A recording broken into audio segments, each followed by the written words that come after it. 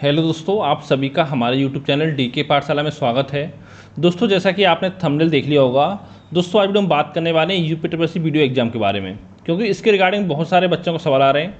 सबसे पहला सवाल तो ये है कि सर इसका एग्ज़ाम कब होगा, और दूसरा सवाल ये आ रहा है कि सर किस किस को एग्जाम बैठने का मौका मिलेगा। जिसने फॉर्म भरा था उन सबको मिलेगा, या जिसने पेपर दिया केवल उन्हीं बच्चों को आपका एग्जाम बैठने का मौका मिलेगा। और साथ ही एक सवाल ये है कि ट्रिपल सी जो आपका कब तक का मान्य होगा, क्या ट्रिपल सी के इक्विवेलेंट सर्टिफिकेट मान्य होंगे नहीं होंगे। तो इन सभी मुद्दों के बारे में इस वीडियो में आपका बात करेंगे। और दोस्तों उस पर बता दूंगा आपको, जो आपका वीडियो का एग्जाम है, आपको याद होगा मई 2018 में इसका विज्ञापन आपका जारी हुआ था, जिसमें कि आपकी 25 जून 2018 तक आपके फॉर्म भरे गए थे। और फिर जो इसका एग्ज़ाम की बात करें तो 22 और 23 दिसंबर का एग्ज़ाम हुआ था 2018 में। फिर दोस्तों उस समय आपका क्या हुआ था कि एग्ज़ाम में आपकी धांधली हुई थी। तो बहुत सारे बच्चों ने बोला भी था, ट्वीट करके बोला था योगी सरकार को कि इस एग्ज़ाम को रद्द किया जाए, क्योंकि एग्ज़ाम में बहुत ज़्यादा धांधली हुई है। लेकिन उस समय सरकार ने बच्चों की एक बात नहीं मानी थी, और साथ ही इसका रिजल्ट भी आपको जारी कर दिया गया था। और कुछ बच्चों का आपका डीबी भी घोषित, यानी डीबी भी कुछ बच्चों का आपका हो चुका था। लेकिन उसके बाद हुआ क्या, उसके बाद एक ग्राम्य विकास मंत्री थे यूपी के, उन्होंने बोला था, उन्होंने अपना एक लेटर लिखा था सीएमओ को, ठीक है। उसमें इन्होंने आपके 2 रोल नंबर शेयर किए थे और बताया था कि इन 2 रोल नंबर जो हैं इन बच्चों के, इन्होंने 5-5, 6-6 क्वेश्चन मात्र सॉल्व किए हैं एग्जाम में, लेकिन बाद में इनकी ओमार शीट भरी गई है। तो इसकी जांच की गई तो इसमें सही पाया गया। तो इन ये 2 बच्चे जो थे जिनका इन्होंने अपना रोल नंबर शेयर किया था, वो धांधली में पकड़े गए थे, ठीक है। यानी कि उनकी ओमार शीट थी बाद में आपकी भरी गई थी। अब देखिए क्यों ये इनको रोल नंबर कहाँ से मिला, ये आप समझ सकते हो किस तरह से मिला होगा। हो सकता है ये हो सकता है कि हाँ पैसे का मामला कुछ हो, ठीक है। जो एक्स लोग हैं इन्होंने कराया हो उनका सिलेक्शन, और बाद में उन्होंने पैसा देने से मना कर दिया हो, तो आप कुछ भी इसमें आपका हो सकता है। ये चीज़ आप समझ सकते हो, क्योंकि जब बच्चों ने बोला तब तो पेपर रद्द नहीं किया गया। फिर क्या हुआ था, फिर इसके एसआईटी जांच बैठी थी। उसमें एसआईटी जांच में पाया गया था कि जो आपकी 1953 वैकेंसी थी, ठीक है, उसमें से लगभग 1350 ओमार सीट के साथ आपकी बाद में छेड़छाड़ की गई है। तो इसी कारण इस भर्ती को आपका रद्द कर दिया गया था। लेकिन फिर क्या हुआ, क्योंकि कुछ बच्चे आपके ऐसे भी थे जो आपका ईमानदारी से सिलेक्शन का हुआ था, तो वो बच्चे चले गए आपके इलाहाबाद हाई कोर्ट। वहाँ पर वो बच्चे केस आपका हारे, क्योंकि सरकार के पास पुख्ता सबूत थे। और ये सुप्रीम कोर्ट का ऑर्डर है कि अगर किसी भर्ती में अगर आपकी 70% से ऊपर धांधली होती, यानी 10% से ऊपर धांधली होती है, तो अगर सरकार आयोग चाहे तो उस भर्ती को आपको रद्द कर सकता है। लेकिन यहाँ पर जो धांधली हुई वो लगभग 70% हुई, तो इसी कारण इस भर्ती को आपको रद्द कर दिया गया। लेकिन फिर बच्चे गए आपके इलाहाबाद हाई कोर्ट में डबल बेंच में, तो वहाँ भी ये लोग केस आपका हार गए। लेकिन इस समय अब सुप्रीम कोर्ट में गए हुए हैं बच्चे, जो चयनित बच्चे थे। अब देखिए यहाँ पर देखिए सुप्रीम कोर्ट में क्या हो रहा है आपका, यहाँ पर दिन ब दिन तारीख पर तारीख आपकी मिलती जा रही है, ठीक है। जैसे आपने देखा होगा दामनी मूवी का जो डायलॉग था कि तारीख पर तारीख मिलती जाती है, वो ही आपका यहाँ पर हो रहा है। पहले इसकी सुनवाई होनी थी 11 जुलाई को, उस दिन आपकी सुनवाई इसकी नहीं हो पाई।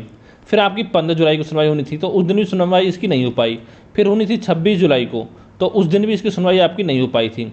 फिर आपकी 2 अगस्त डेट दी गई थी, लेकिन 2 अगस्त को भी सुनवाई नहीं हुई। और फिर अगली जो डेट दी गई है वो आपकी 10 अगस्त दी गई है, लेकिन यहाँ पर सुनवाई आपकी नहीं हो रही है। तो दोस्तों सोच सकते हो कि जितना आपका लेट करेगा सुप्रीम कोर्ट, उसमें बच्चों का ही घाटा होने वाला है, उतना ही लेट आपका एग्जाम होगा। क्योंकि जब तक आपका सुप्रीम कोर्ट कोई इस पर डिसीजन नहीं दे देता है, तब तक आपका यूपीटीसीएस आपका इसके एग्जाम डेट घोषित नहीं करेगा, क्योंकि उसको बहाना में जाएगा कि हाँ केस जो आपका सुप्रीम कोर्ट में हम कुछ नहीं कर सकते। लेकिन दोस्तों इतना मैं गारंटी के साथ कह सकता हूँ कि जिस दिन अगर आपकी सुनवाई होगी सुप्रीम कोर्ट में, पहली हियरिंग में ही आपकी आपका जो कोर्ट है, कोर्ट का जो आपका केस है आपका, ये आपका रिजेक्ट कर दिया जाएगा, यानी डिसमिस कर दिया जाएगा, क्योंकि इसमें कुछ भी आपका दम नहीं है। लेकिन बेवजह आपका सुप्रीम कोर्ट जो आपका टाइम खींच रहा है इसमें, यानी ये मांग चलिए कि जो आपका री एग्ज़ाम है वो आपका 100% होकर रहेगा इसमें। अब देखिए री एग्ज़ाम कब होगा, तो दोस्तों मैं आपको पहले बता चुका हूँ कि आयोग जो इसका एग्ज़ाम अक्टूबर तक तो कम से कम नहीं करा पाएगा किसी भी कंडीशन में, चाहे कितना भी आप जल्दी कर लीजिए। और लेकिन आपसे पहले ही बोला था मैंने कि अगर आप लोग चाहते हो कि इसका एग्ज़ाम नवंबर या दिसंबर में कराया जाए, तो इसके लिए आपको एक काम करना पड़ेगा कि आपको यूपीटीसीएस आयोग जाना पड़ेगा, ठीक है। जितने बच्चे आपकी तैयारी कर रहे हैं वीडियो भर्ती की, वो सभी आपका आयोग जाएँ। कम से कम जो बच्चे उसके आसपास रहते हैं 10, 20, 50 किलोमीटर के एरिया में, तो वो तो कम से कम जा ही सकते हैं आयोग, ठीक है। ज़्यादा नहीं, आपको 10, 20, 50, 100 रुपये खर्च हो जाएगा, उससे आपको कोई फ़र्क नहीं पड़ता है। लेकिन दोस्तों ये आपकी ज़िंदगी का सवाल है। अगर आपका लेखपाल एग्जाम अच्छा नहीं हुआ तो इसमें आपके पास अच्छा मौका है। तो अगर आप चाहते हो नवंबर दिसंबर में आपका एग्जाम हो पाए, तो आपको आयोग जाकर आयोग को याद रहना पड़ेगा कि हाँ एक वीडियो भर्ती निकली थी 2018 में, उसका भी आपको री एग्ज़ाम कराना है, क्योंकि आयोग इस एग्ज़ाम को पूरी तरह से भूल चुका है। अभी आयोग का ध्यान नहीं है इस एग्ज़ाम की तरफ, ठीक है। तो इतना दोस्तों आपको बताना था। अब देखिए बात नवंबर दिसंबर, अगर थोड़ा रिक्वेस्ट करता तो आपका एग्जाम नवंबर दिसंबर में इसका आपका हो सकता है इस साल में। अगर नवंबर दिसंबर आपका एग्जाम हो गया तो हो सकता है अगले साल जुलाई अगस्त तक आपकी ज्वाइनिंग दे दी जाए इसमें, ठीक है, अगर सही तरह से आपका एग्जाम हो जाए, धांधली ना हो दोबारा से। क्योंकि देखा ही होगा यूपी में लगभग सारे एग्जाम आपके आउट हो जाते हैं, यानी कुछ कुछ तो ऐसे हैं जो आपके एग्जाम से एक दिन पहले ही आपके आउट हो जाते हैं। धांधली यानी लगभग हर एग्जाम में आपकी धांधली हो रही है। अगर आप देखा जाए 2017 से लेकर अभी तक तो कम से कम 14-15 एग्जाम आपके ऐसे हैं जो आपके लीक हुए हैं, कम से कम जो मुझे याद है, ठीक है, हो सकता ज़्यादा हों आपके। तो दोस्तों इतना आपको बताना था। इसके बाद दोस्तों अब सवाल बच्चों का ये था कि बच्चों का सवाल आया था CCC को लेकर। पहले हम बात करते हैं कि कुछ बच्चों का सवाल ये था कि सर आपको पता होगा इसमें जो आवेदन किए गए थे, कुल आवेदन हुए थे आपके 14.5 लाख इसमें आपके आवेदन हुए थे, जिसमें से जो आपका एग्ज़ाम की बात की जाए तो एग्ज़ाम दिया था मात्र 9.5 लाख बच्चों ने। अब देखिए बच्चों का सवाल यहाँ पर ये है कि सर एग्ज़ाम में किसको बैठने का मौका मिलेगा, क्योंकि कुछ चैनल आपके यूट्यूब पर ऐसे हैं जो बता रहे हैं आपको कि जो आपका जिन बच्चों ने आपका एग्ज़ाम दिया 2018 में केवल वही बच्चे आपके एग्ज़ाम दे पाएंगे। लेकिन दोस्तों मैं आपको बता दूं कि UPSSC में आज तक ऐसा नहीं हुआ है कि जिसने आपका एग्ज़ाम उसी ने दिया हो जिसने पहले एग्ज़ाम दिया है, ठीक है, क्योंकि ऐसा नहीं होता। अगर आपका दोबारा एग्ज़ाम इसका होगा तो पूरे 14.5 लाख बच्चों के पास मौका होगा एग्ज़ाम देने का, ठीक है, सभी बच्चों को आपका एग्जाम देने का मौका मिलेगा। अगर मान लो आपने उस समय एग्जाम नहीं दिया तो अपनी तैयारी करते रहें, क्योंकि इस बार आपको मौका मिलने वाला है। और साथ ही देखिए एग्जाम देने को मिल सकता है आपको, लेकिन साथ में एक चीज़ ध्यान रखना आपको कि आपके पास CCC होना चाहिए, साथ में आपके पास 12th पास होना चाहिए। अगर ये चीज़ आपके पास नहीं है तो एग्ज़ाम आप दे दोगे, लेकिन बाद में जब DB होगा आपका तो उसमें आपको बाहर कर दिया जाएगा। लेकिन दोस्तों कब तक का आपका CCC इसमें मांगा गया है, तो दोस्तों फॉर्म भरने की जो आपकी आखिरी डेट थी वो थी आपकी 25 जून 2018, यानी कि उस दिन तक आपके पास CCC होना चाहिए। अगर उस दिन तक CCC आपके पास नहीं है तो फिर आप जो DB आपको होगा उसमें आपको बाहर कर दिया जाएगा। लेकिन दोस्तों यहाँ पर एक कंडीशन लागू आपकी और होती है, अगर मान लो आपके पास 25 जून तक CCC नहीं है, अगर इसके इक्विवेलेंट सर्टिफिकेट आपके पास हैं, जैसे कि आपने 10th में 12th में कंप्यूटर पढ़ रखा हो, ठीक है, या आपने BCA कर रखा हो, MCA कर रखा हो, MBA कर रखा हो, BTech कर रखा हो आपने किसी ब्रांच से, तो फिर आपको यानी अगर आपने BSc कर रहा हो कंप्यूटर साइंस से, तो इन चीज़ों में आपको PGDCA कर रखा हो तो फिर आपको CCC जरूरत नहीं है। लेकिन ये सारे कोर्स भी आपके 25 जून 2018 से पहले के आपके होने चाहिए, ठीक है, तभी आपके मान्य होंगे। अब देखिए बच्चों का सवाल ये है कि सर इसमें CCC मान्य नहीं होगा, CCC का इक्विवेलेंट मान्य नहीं होगा क्योंकि विज्ञापन में ऐसा नहीं दे रखा है। तो दोस्तों मैं आपको बता दूं कि मैंने आपको एक नोटिस दिखाया था कुछ दिन पहले, आपने देखा होगा अगर हमारी वीडियो देख लो लगातार, तो उसमें आपको बताया था कि नोटिस में आपका उसमें बात की गई थी कि CCC के जो इक्विवेलेंट सर्टिफिकेट है उसका ऑर्डर आया था वो आपके मान्य होंगे।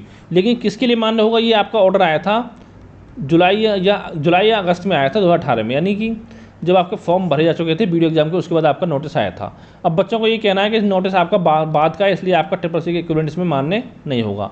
तो दोस्तों मैं आपको बता दूं जो आपका नोटिस आया था वो आपकी 2016 की भर्ती जो थी कनिष्ठ सहायक की, उसके रिगार्डिंग आपका आया था।